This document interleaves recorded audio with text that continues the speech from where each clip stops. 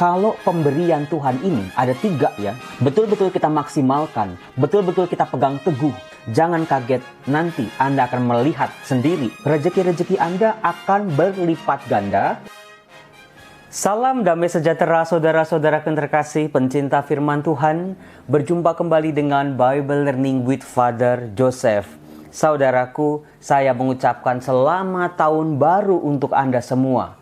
Berkat baru, sukacita baru, kehidupan baru, rezeki-rezeki baru yang mengalir dari Tuhan, yang membuat hidup kita pun menjadi baru kembali. Saudara-saudaraku, di malam Old and New, malam tahun baru, apa kegiatan Anda kemarin? Mungkin ada yang lihat kembang api, atau mungkin lagi healing di Bali, atau mungkin kumpul sama keluarga sambil bakar-bakaran barbeque, bakar jagung, atau sambil nyanyi-nyanyi, atau juga ada yang Romo, cuma di rumah saja Romo. Saya nonton acara-acara di televisi atau di YouTube, lalu menjelang jam 12 duduk diam dalam doa, bersyukur atas segala lika-liku termasuk luka sepanjang tahun 2022. Disyukuri dengan penuh keikhlasan. Terima kasih Tuhan, aku boleh melewati masa-masa yang mungkin bagi kebanyakan dari kita masa-masa yang sangat sulit. Semoga di tahun yang baru ini aku bisa memperoleh kekuatan baru.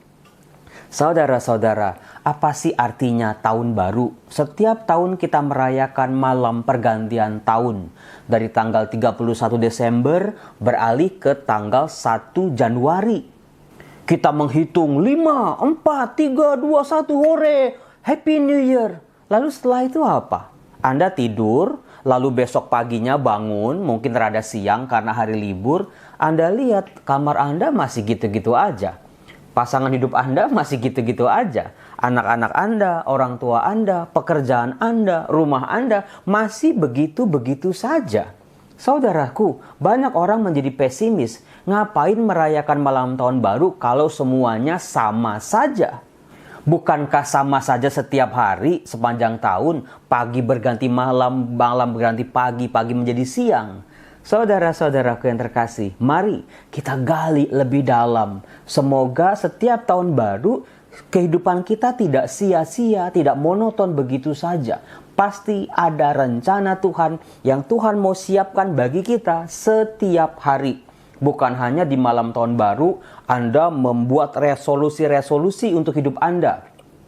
Mau diet, gagal terus. Mau olahraga, nggak pernah terwujud. Mau hemat, jatuhnya boros lagi, boros lagi. Saudara-saudara, kalau begitu apa? Rahmat yang disiapkan buat Tuhan kepada kita di malam tahun baru, malam pergantian tahun, termasuk juga setiap hari begitu kita buka mata. Rahmat apa yang sudah menanti kita untuk kita sambut? Permenungan kita akan dibantu oleh nubuat Nabi Yeskiel yang tidak banyak orang yang tahu tentang memaknai sebuah kehidupan. Kehidupan yang tidak baik-baik saja diubah oleh Allah menjadi kehidupan yang penuh kualitas. Kehidupan yang buruk, rezeki yang hancur-hancuran, kehidupan yang porak-porandakan ditata kembali oleh Tuhan. Tapi apa yang dibutuhkan? Supaya kita tidak mengulang lagi kesalahan yang sama. Kita jatuh lagi, bahkan jatuh ke dalam situasi yang lebih parah daripada sebelumnya. Kita akan dibantu oleh nubuat Nabi Yeskiel bab 36. Pas sekali judulnya Pembaharuan Israel. Saat itu Allah betul-betul menampakkan kasih karunia-Nya, pengampunannya, belas kasihnya kepada umat Israel yang jatuh dalam dosa. Dosanya sudah sering saya ungkap dalam video-video Bible Learning. Mereka bukan cuma menyembah berhala. Mereka bukan cuma melupakan Tuhan. Mereka menggantikan posisi Tuhan Allah mereka, Sang Penyelamat mereka, Sang kekuatan hidup mereka, sumber pengharapan mereka, dengan berhala-berhala yang sebetulnya hanya buatan tangan manusia. Disitulah Allah mengadakan sebuah pembaharuan. Bukan saja pembaharuan janji, tetapi pribadi-pribadi yang berjanji inilah yang ikut diperbaharui. apa-apa saja yang diberikan oleh Tuhan kepada kita, rahmat-rahmatnya yang sudah disediakan bagi kita, supaya kita setiap hari menjadi manusia-manusia yang baru. Anda jangan kaget kalau nanti berkat-berkat Anda selain bertambah banyak jumlahnya, tetapi juga meningkat secara kualitas, di mana setiap berkat akan menjadi luar biasa dalam kehidupan Anda. Misalnya Anda bisa menghitung berkat-berkat yang dari Tuhan, baik secara material maupun yang bukan material. Misalnya, Anda bisa menghitung, Anda punya rumah, punya mobil, punya pekerjaan, punya pasangan hidup, punya anak-anak, punya orang tua, ada begitu banyak. Tetapi saudara-saudara, ada satu cara kerja Tuhan yang Anda harus tahu. Bahwa kalau 3 pemberian Tuhan ini Anda maksimalkan dalam hidup, setiap yang Anda miliki akan berkembang secara luar biasa. Jadi bukan soal jumlahnya saja yang banyak, tetapi juga kualitasnya menjadi istimewa. Mari kita lihat saudara-saudaraku yang terkasih. Dalam nubuat Yehezkiel bab 36 ayat 25 dikatakan begini, mari kita hitung apa yang diberikan oleh Allah kepada kita setiap tahun baru, setiap hari bahkan. Aku akan mencurahkan kepadamu air jernih. Air jernih yang dimaksudkan di sini bukan aqua minerale atau ades atau pristine, bukan. Bukan cuma air keran yang nyuci baju kotor, cuci tangan kita yang kotor. Tetapi air jernih ini dikatakan yang akan mentahirkan kamu. Jadi saudara-saudara, ini cara kerja Tuhan. Sebelum rezeki-rezeki kita bertambah banyak dan juga berlipat ganda secara kualitas, bersihkan dulu hati. Dengan apa? Kuasa pengampunan Allah. Ini yang seringkali kita kesampingkan, kita tidak pedulikan, kita malah sibuk mengulang-mengulang dosa dan kesalahan kita, kekotoran hati kita. Mentang-mentang katanya Allahnya Maha Pengampun. Pasti bukan seperti itu yang dimaksudkan oleh Allah buat kita. Karena dikatakan yang akan mentahirkan kamu dari segala kenajisanmu dan dari semua berhala-berhalamu, aku akan mentahirkan kamu. Saudara-saudaraku, rahmat inilah yang bekerja kepada kita, bukan hanya di malam tahun baru, tetapi setiap saat, setiap detik.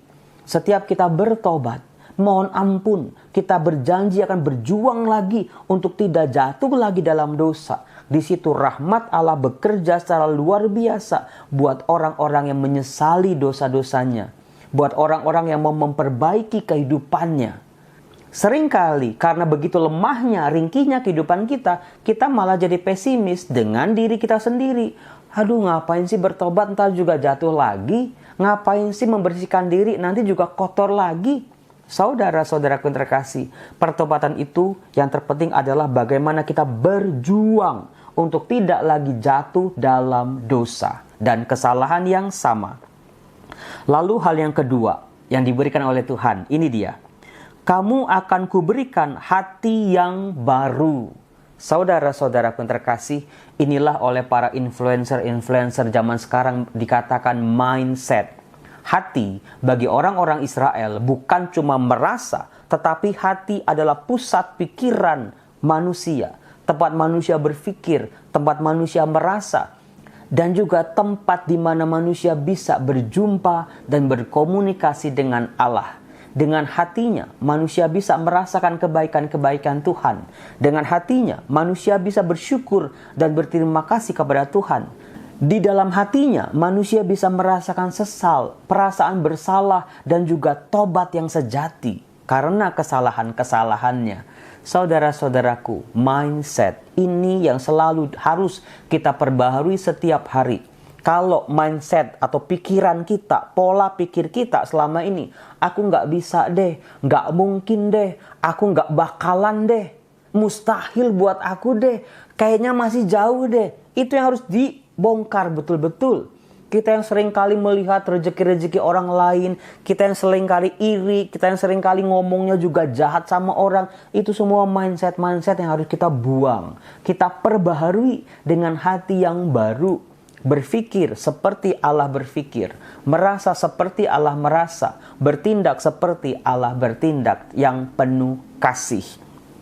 Itu yang luar biasa. Nah, kalau hatinya sudah bersih, kehidupannya sudah bersih, mindsetnya juga sudah positif, sudah bersih, hal yang ketiga yang diberikan oleh Allah kepada kita adalah dan roh yang baru di dalam batinmu.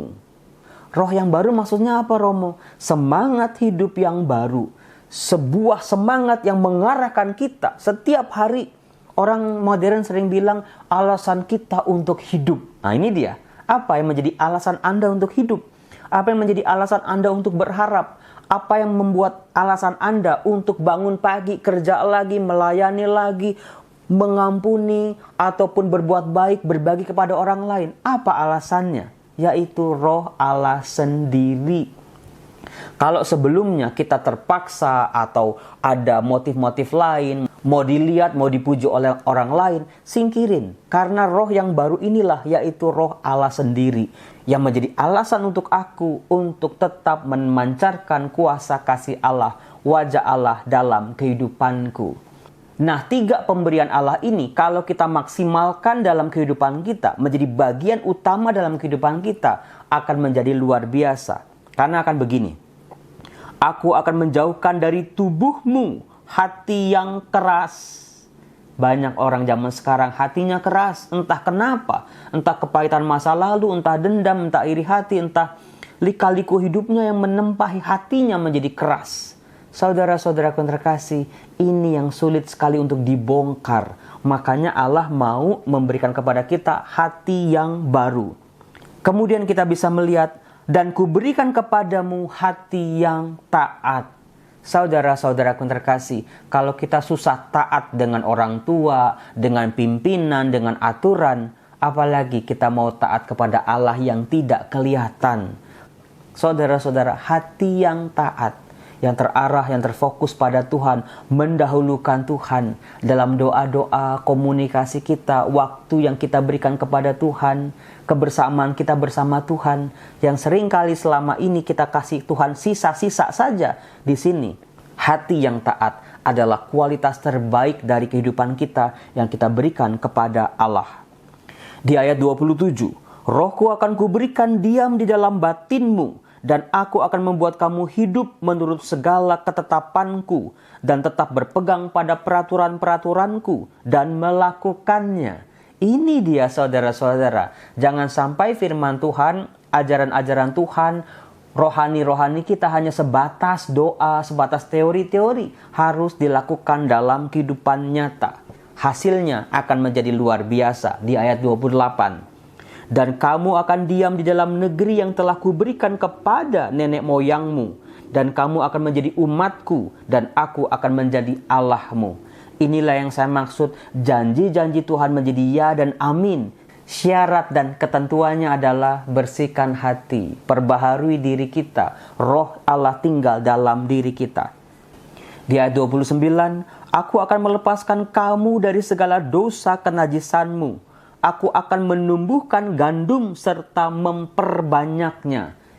Ini yang saya maksud saudara-saudaraku, selain Allah memberikan janji-janjinya kepada kita, tetapi semua yang dijanjikannya bertambah secara kualitas. Di ayat 30 dikatakan, aku akan memperbanyak buah pohon-pohonanmu dan hasil ladangmu, supaya kamu jangan lagi menanggung noda kelaparan di tengah bangsa-bangsa. Saudara-saudaraku terkasih, orang bilang tahun 2023 akan menjadi berat bagi kita. Tetapi janji Allah yang kita baca dalam nubuat Nabi Yeskiel ini, di tengah-tengah kekeringan di dunia sekitar kita, kita akan penuh dengan berkat dan rahmat yang kita perlukan untuk bisa bertumbuh, berkembang, bahkan berbuah. Salam damai sejahtera. Jangan lupa saudara-saudaraku, video ini untuk di-like, di-komen, dan juga di-share. Bagi Anda yang belum subscribe, silakan di-subscribe. Salam damai sejahtera, tahun yang baru, semangat baru, berkat baru untuk kehidupan Anda. Dalam nama Bapa dan Putra dan Roh Kudus. Amin. Salam.